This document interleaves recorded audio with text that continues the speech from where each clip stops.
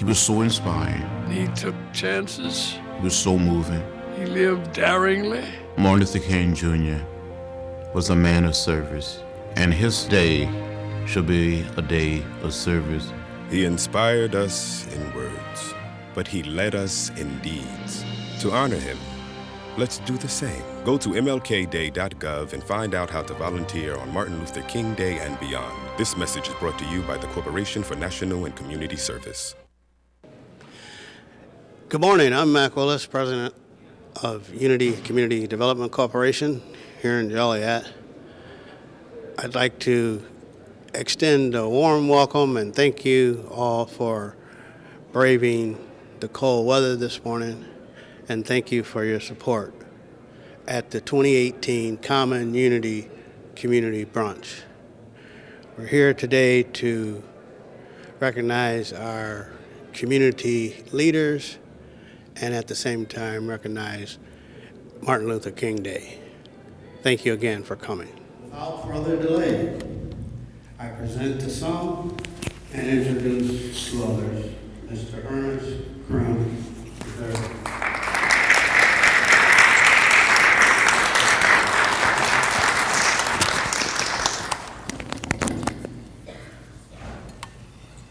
Morning, everybody.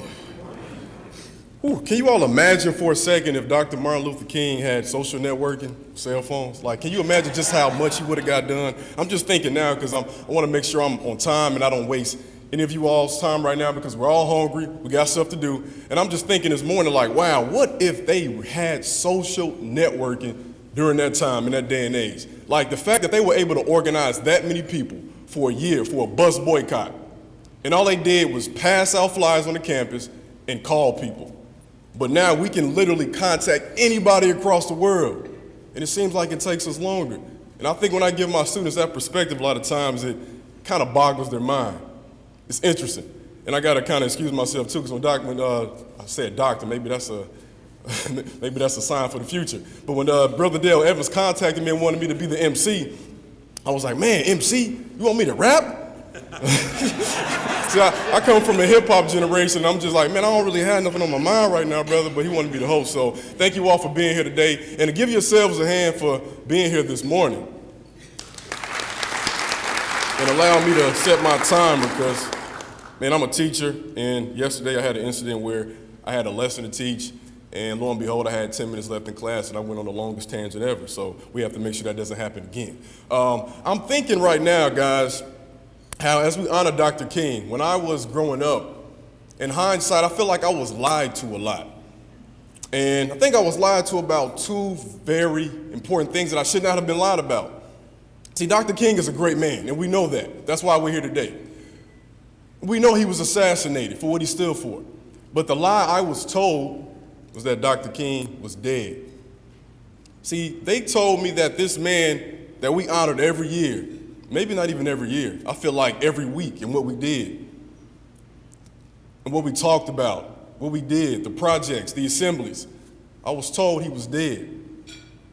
And every year when I go to Joliet Central and I volunteer, or I come to an event like this, or especially when I teach at Joliet Central, which is vastly different from the neighborhood I grew up in, and seeing the diversity and the unity and kids sticking together and promoting that camaraderie, I'm like, why did my teachers lie to me? Because when I see that, I realize that he's still alive. And for something to be dead, correct me if I'm wrong, but it has to cease to exist, right? So if you look around this room right now, you see all different types of races, ethnicities, and you'll be reminded that 50, 60 years ago, this is something that would not have been commonplace. Matter of fact, it would have been frowned upon, unfortunately, to look at somebody and see the basic humanity and not the color of their skin. And that's absurd. The second thing I was told about Dr. King, y'all, that just, can't believe they told me this big lie. They told me he was only a dreamer. They said that's all he did. Now, I know how to dream. Like, I can remember in high school and in college, having those early classes, and I caught a lot of Z's and some good dreams. but when I woke up, nothing was ever done. See, to demote Dr. King to only be a dreamer is to say that what he did does not have any effect on us today. He was a dreamer, a visionary, and he put it into action all the time. And that's an amazing thing. So as we stand here today to honor this legacy, we have to realize those two important things. He's never died. He was assassinated, but the revolution continues. And it's very much needed nowadays, as you know. So before we continue, I came across 3 quotes I felt like Dr. King would have probably wanted to say again if he was still alive today, because we know we need him more than ever. But the thing is, his spirit is amplified. So we all have a duty to carry out what he said. So, excuse me. If this makes sense to you, when I finish the first one, just do me a favor and just clap. You know what? No, this is a jazz brunch. So I feel like a real smooth vibe. So y'all can snap your fingers if you want to. So, and number three, Dr. King once said, we must learn to live together as brothers or perish together as fools. Number 2, Dr. King once said, our scientific power has outrun our spiritual power. We have guided missiles and misguided men. And number 1, and if you all look at your program, I think this might resonate with everybody. Number 1, for me, and I think we can all attest to this, that the time is always right to do what is right. So I'm sorry, yeah, go ahead. Now, you all might not look at yourselves as Dr. King or a civil rights leader, but the thing is, you're all leaders in your respective fields, and we all have a duty and obligation to make sure that dream continues to be a vision and an action, because he passed the baton to us, so who will we pass the baton to? So, welcome you all to the 5th annual 2018 Common Unity Jazz Brunch in honor of Martin Luther King Jr. I have the honor to be your host for today, and I'll promise I'll try to keep it quick as we transition and segue to different things. So like I said, I'm hungry, and I know you hungry, and you can't even really think right unless you got that food in your body.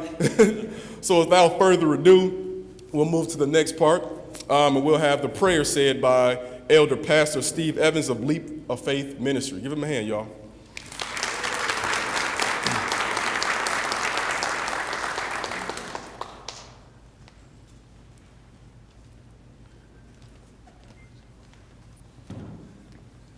Thank you. Let us pray. Father in heaven, first of all, this morning we come to say thank you. Thank you for giving us another day of life and another day's journey. We are grateful, O God, for the opportunity to come and to celebrate the memory of a man who gave his life in service to people based upon his relationship with a man who gave his life to save people. And God, I pray that everything that we do and say here today and hereafter will be done and said to your glory. Father, I thank you for all those who have gathered here on this morning, and that we'll be able to enjoy fellowship one with another. And God, will be ever mindful to give your holy and divine name all the praise, glory, and honor. And while I'm here, Father, I'd like to also bless the food that has been prepared for the strength and nourishment of our bodies, even as your holy word is for the strength and nourishment of our souls. It's in the name of Jesus that I pray. Amen. Amen.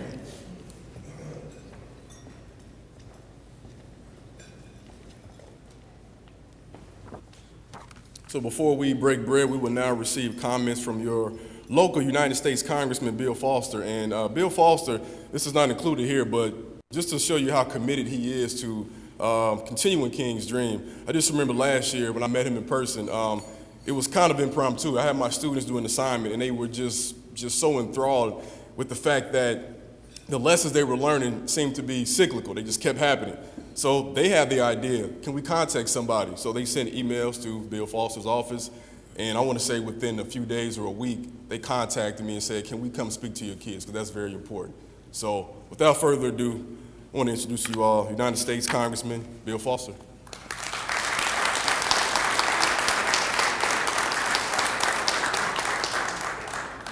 Well, thank you, and thank you for the opportunity to talk to those kids. I got to tell them, as I recall, that my father actually knew Martin Luther King and Medgar Evers and many of the heroes of the civil rights movement, and I just want to thank everyone here for inviting me to join you in this this opportunity to speak to you. For those of you who don't know me, I'm Congressman Bill Foster. I'm a scientist and businessman. It's my honor to represent the 11th Congressional District of Illinois in the U.S. House of Representatives. And it's an honor to be here with the leaders of our community to discuss some legislative priorities in Washington, which is what I was invited to talk about, but many of which are going to be important for continued growth of Joliet, the state of Illinois, and our nation as a whole. We face many challenges in the legislative arena, as well as many questions about our priorities. But I think at first it is most important to begin by making sure that we remain true to our values that define us as Americans. Because it is when those values are not being followed, especially by those at the very top of our government, that it is most important that they are upheld by the neighborhoods, by the communities, and in the schools and the families of our country.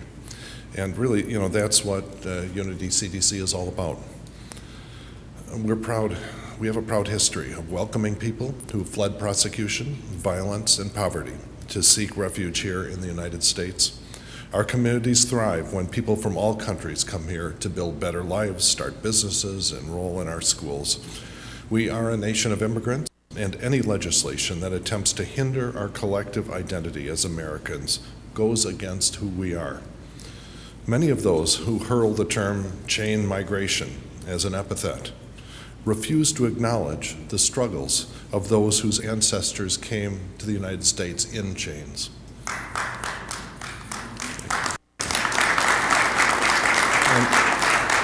And any effort to divide our nation should be met with strong opposition across our nation and will be met with strong opposition in our communities. Tearing apart families and building walls goes against what we stand for as Americans. That same money that some want to spend on a border wall could be better spent to build roads and bridges in places like Joliet, to improve our schools, and to put people back to work.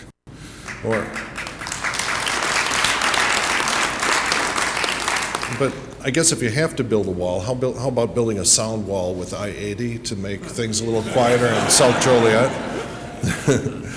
But right now in Congress, we're in the midst of a fight to pass the DREAM Act to protect thousands of young people, patriotic, young, hardworking people who have not known any country other than their home in America.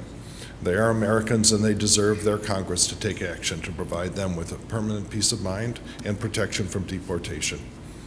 And it's ironic that it was when Democrats and Republicans came together with an agreement and presented it to our president that the hateful words came out. And so just last week, fortunately, a federal judge ordered an injunction on President Trump's decision that would end DACA. This is a much welcome temporary victory for those young kids, but Congress has a duty to settle this issue once and for all. And we also need to keep working to protect the health care of people in our community. It's pretty simple. Through the Affordable Care Act, our community has grown stronger. Because of the ACA, people can get preventative care at no cost, and kids can stay on their parents' plan until they turn 26. We have a lot of work to do to make it stronger, but it's clear that the ACA is working. And despite that is true, despite the ongoing efforts to sabotage it. More than 40,000 people here in the 11th District have health care coverage for the first time today because of the Affordable Care Act. And as the health and well-being of each member increases, so does their quality of life and the quality of our communities. These are real benefits that people in our community feel every day, and they are directly linked to Joliet's ability to thrive. Last year, we came together to stand against the administration's attempt to repeal the ACA and deny millions of Americans the life-saving health care coverage that they've received for the first time. And we may well need to do that again in 2018. Our nation's ability to thrive also depends on scientific research and development. As a PhD scientist, in fact, the only PhD scientist in Congress, I understand very well that protecting and promoting research and development in the sciences is important. Our ability to innovate, to improve our society, should not be a bargaining chip in the budget. Science allows our society to confront and to deal with and to have victories over a variety of incoming challenges. And it also creates economic growth. But in order to reap those benefits, we need leaders who can champion science over politics. The science continues. It doesn't get a lot of coverage in the headlines over the latest tweets, but science has done a lot recently to improve the quality of life. We now have in place a total ban on trans fats in our diets. That is saving 50,000 Americans a year from a premature death. 50,000. That's more people than died in the war in Vietnam. And this is a quiet victory of science and a quiet victory of the federal bureaucracy and government doing the right thing. The sickle cell cure. We recently in the last year demonstrated in a clinical sense a permanent cure for sickle cell using genetic engineering to fix the genetic flaw responsible for that disease that afflicts over 100,000 Americans. And now the challenge in Congress is to get that cure deployed at scale as quickly as possible for the roughly 100,000 Americans who suffer from that disease. And that's going to be a big fight that we're already engaged in. The National Institute for Drug Addiction just completed a very complete study of the effectiveness of using science-based cures for opioid addiction. This is where, in addition to the social support needed for recovery, you apply drugs that directly crowbar the effects of opioids and heroin in people's brains. And it works. It's not perfect, but it works tremendously well. And then, again, the struggle is to get the dollars deployed, to get those proven cures available to everyone, across our communities who are struggling with the opioid epidemic. And finally, our democracies thrive when we maintain an open dialogue and when we prioritize facts over rhetoric. And so that's one of the reasons that I will always be fighting for, basically truth, justice, and the American way, as I guess Superman once said. But he pretty much says it all, as to where we should be going. And I'll continue to represent the hardworking men and women of Joliet and the 11th District with all of the honor and integrity that I can muster. And I will continue to listen to all the citizens in Joliet and across our district to make sure that their voices are being heard loud and clear by those in positions of power. Thank you all.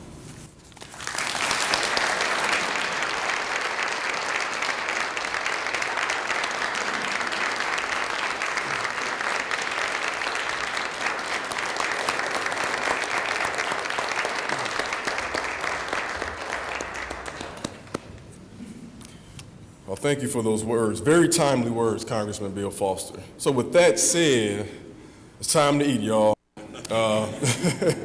So we're actually going to have the staff direct you, so hold tight, because I know everybody's going to want to run up there at once. So the staff will direct you, and momentarily everybody will be eating, and then we will resume with our program and our keynote speaker, Ardell Evans. As we continue with our program, I'd like to introduce Mr. Mac Willis, the Executive Director of Unity CDC, to tell you all about Unity CDC and the event purpose. So give him a hand, you all.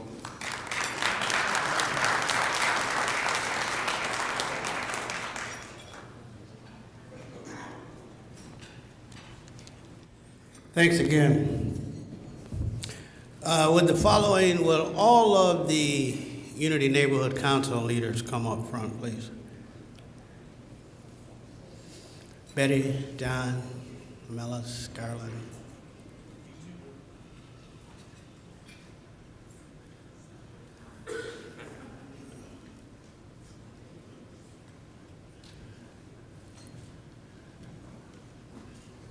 Betsy, I said Betty, but I meant Betsy. Yeah, just line up here. And Amy. Line up, face the audience, face the audience. Single line, single line. Amy, you got to do something too, bro. Single line, face You got to do a selfie. Betty got it, Betty got it. She's got it. Yeah.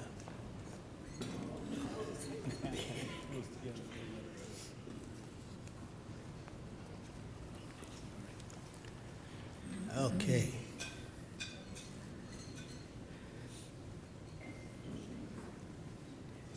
There are, I'm gonna give you a little history, a little 30,000-foot history. In 2007, when I retired, the late Dave Evans and Betty Gavin somehow found a way to put me to work right away. And I tell you, it paid off. It paid off when they asked me to reignite and create as many neighborhood councils in District 4 and 5 as we could. And the folks that are standing here today, and many that are not here, but I'm going to give them an honorable mention, is proof of our neighborhood councils.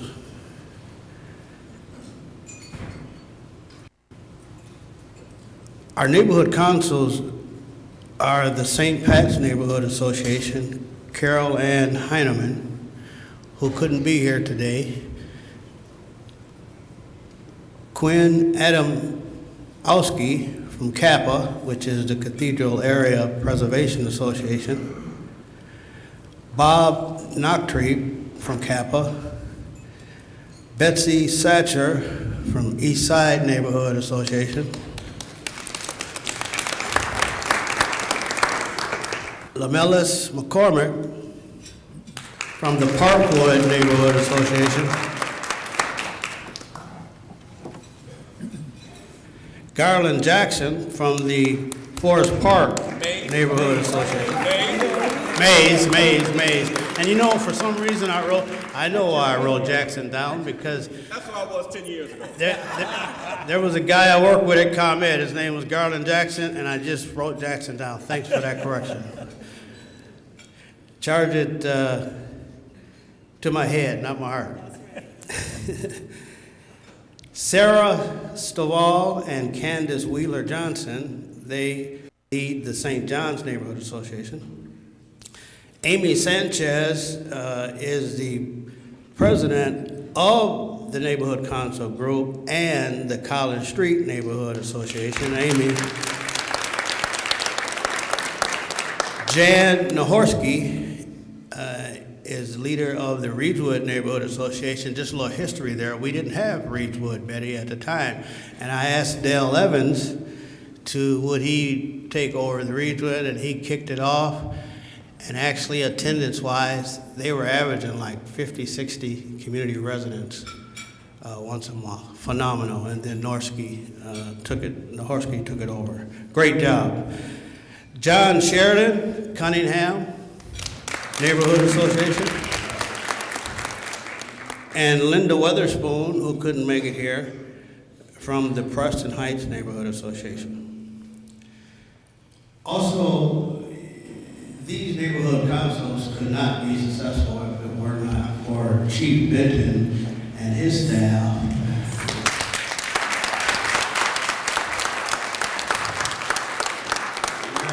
Whereas he dispatches officers to every meeting. So every meeting once a month, the chief has law enforcement there, and he has lieutenants present at these neighborhood council meetings, giving reports, crime reports, safety reports. So one thing we can attest to in the city of Joliet is that our law enforcement is without doubt community-minded, and that's a good thing.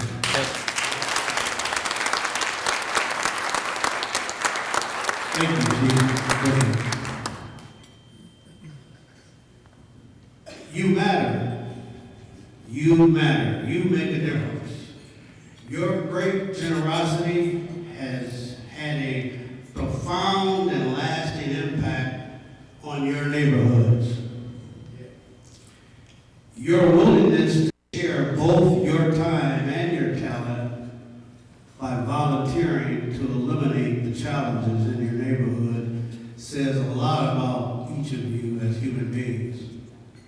Your commitment to give selflessly, to help others, speaks to both your strength and the quality of your character. When you volunteer, you are committing to share that most precious of resources, your time, to make life better for those who are in the community. The fruits of the labors make a tangible impact, but perhaps it is the fact that you are willing to share your time and talent to lend a helping hand and to show kindness and caring that makes the most significant difference in the lives of the individuals in the community who are touched by your generosity. You choose to volunteer selflessly and without expectation of being recognized or rewarded. Today, I wish to do just that. I want to let you know just how much your selfless dedication is appreciated, and to make sure that everyone here and in the community is aware of your community service. It's important for you to know that your community involvement makes a difference. Words cannot express the gratitude that I wish to convey. Please know that your volunteerism is recognized, appreciated, valued, and cherished by many in the community, including our local City of Joliet, Will County, and Joliet Township governments. We thank you and look forward to your commitment in the future. You matter, and you have made a difference. Thank you again for your selfless act of volunteerism and perseverance. Please stand and give all of the community leaders a warm round of applause. Thank you.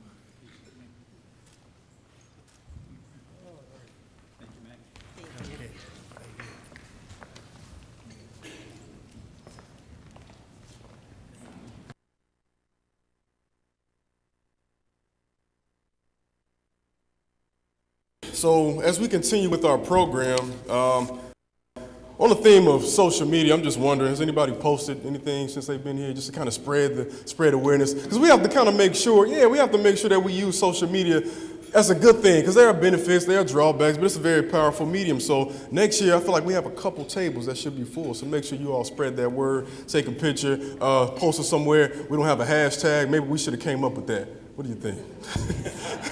MLK Jazz Brunch hashtag, something like that.